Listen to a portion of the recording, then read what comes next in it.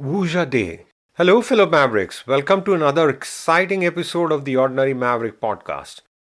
A few months ago, our city experienced a severe thunderstorm. While storms are nothing new to most of us, this one stood out as a windstorm that brought down power lines and toppled trees across the state. Thousands of households lost electricity for weeks, and the damage was extensive. Trees crashed into homes and blocked roads. Living on a mountain, we saw plenty of trees fall around us and lost power briefly, but our electricity was restored within hours. By comparison, other parts of the city went without power for weeks, forcing residents to seek shelter in hotels or alternative accommodations because life without electricity became nearly impossible. We depend on it so much. All our phones, all our gadgets, all the cooking, that we keep doing, and electricity is kind of central to all of it. It really makes you appreciate how vital electricity is for daily life.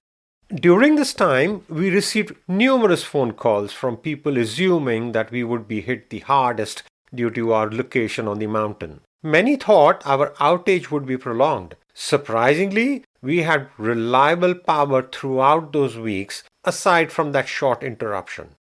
This gave us pause to reflect on why that was the case. Our neighborhood, along with the local utility crew, is well prepared for such events.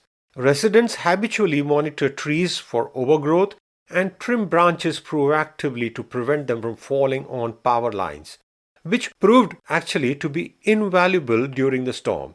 As a result, we weathered conditions much better than others. Although houses elsewhere suffered devastation from fallen trees, homes on the mountain are generally constructed in clearings to minimize that risk. Of course, nature remains unpredictable, but I believe our foresight made a significant difference. This experience illustrates the concept of Vuja, the act of seeing familiar situations through a fresh lens.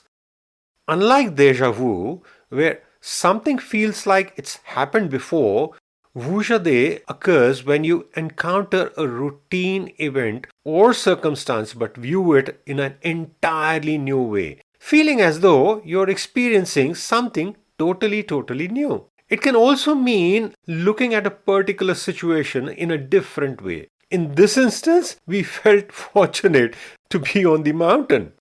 The more Sanjana and I discussed Vuja, the more intrigued we became. It's such a critical one that drives innovation and creativity. Having a fresh perspective on something familiar sparks ingenuity and solution thinking. It can make you aware of possibilities, opportunities that no one else is noticing. Some decades back, we were living in Mumbai, India. That's how a home business of sorts started. My origins are from a central state in India, Madhya Pradesh. Now, there are some food items that are unique to the state, like Bijoras, spelled as Bijoras. It's a traditional delicacy made from white pumpkin pulp, lentils, and sesame seeds and has a unique taste. It is delicious and full of nutritive values. Making bijoras is a bit of a labor and time intensive process as one must grate the white pumpkin pulp, minus the hard skin, soak lentils, grind them with numerous other items, mix all of it into a semi solid knead, and then shape it and dry them in the sun for at least 7 to 10 days. We got our quota of bijoras every time we went home to Madhya Pradesh until Vuja struck. We thought, how about if bijoras are available in Mumbai? And that sparked the idea of a home business. Under the guidance of my mom for getting the recipe of the bijoras right, and with Sanjana taking over the marketing and putting things together, we started making and selling bijoras. Guess what happened? Demand outpaced the supply. We were all sold out before new batches could be made. I'm sure if we had persisted, we would have perhaps had a full blown business. But life had other plans, and bijora making wasn't one of them. Practicing Vuja in our lives can help us professionally and personally, I feel. We often have brainstorming whiteboard sessions in our workplace. These are meant to stimulate out of the box, blue sky thinking where we outline the problems and throw out ideas. We are looking at the same problem but exploring different solutions. Adopting the Vuja mentality in our personal life helps in so many ways. We can look at a situation, a challenge in a different way, even view relationships with new eyes and catch a different perspective. It also means thinking of things that are usually assumed to be negative as positive. It's about shifting perspectives to think what matters most versus what matters least. Try it. It will help in rebalancing how we live life and not just living each day on autopilot. Just the other day, I was driving down our mountain. Same road, have done this 1,000 times.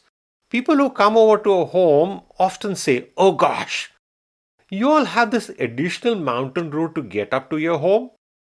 Perhaps seeing it as a pain, as additional time for traveling anywhere.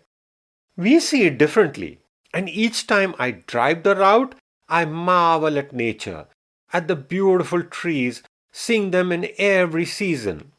During the fall, it's a riot of colors. During spring, tons of flowers. And during winter, the snow makes it magical. For us, the mountain road signifies calm, serenity, a sense of leaving the hustle bustle behind, a different lens. Guess in some ways, I'm practicing Vuja and not letting the same road, same routine get me down. So, how did this term Vuja come about? It was sometime in the 80s when comedian George Carlin coined this during a stand up routine. It's also discussed in Adam Grant's book, Originals, defining it as looking at familiar things with a fresh perspective to gain new insights. In some ways, it is similar to Zen philosophy of beginner's mind, the practice of looking at the world without preconceived notions, as if seeing it for the first time. Here's an interesting story about the invention of the microwave. Percy Spencer joined the Navy as a defense contractor post World War II. He had a keen interest in radio technology and was working on military radars. But one day he was standing close to an active radar set when he felt the chocolate bar in his pocket melting. He started experimenting using pop kernels to see if that would work in this case too. And yes, it did. And the rest is history, my dear friends. And we all have a microwave in our homes now. And I'm sure have popped popcorn and watched movies a zillion times. Wushade thinking can also help us, when we are dealing with trauma. We are big fans of theatre. Sanjana's mom established and led a theatre group in Mumbai, India, and her childhood was spent surrounded by theatre experiences. Ever since we have been together, theatre has brought joy and creativity in our lives, and we loved introducing this to our girls too. We are big theatre fans. A while back, we watched a play, Little Big Things, in London. It's the depiction of the true story of Henry Fraser, who had a life changing diving accident in 2009. Henry is now an incredible mouth artist, motivational speaker, and a best selling book author. He saw life through a different perspective after the accident left him paralyzed from shoulder down and discovered mouth painting. It's a fantastic musical, beautifully enacted with a powerful inspirational message. Do catch it if you get a chance. Absolutely nothing should get one down. Practice Vuja and see the challenge you are faced with in a different way. The answer will come to you. Remember our Maverick formula? The most important thing is to go with your gut. Be true and fall forward. Still your mind and practice Vuja thinking. You will get the answer. You will feel it in your gut, your instinct.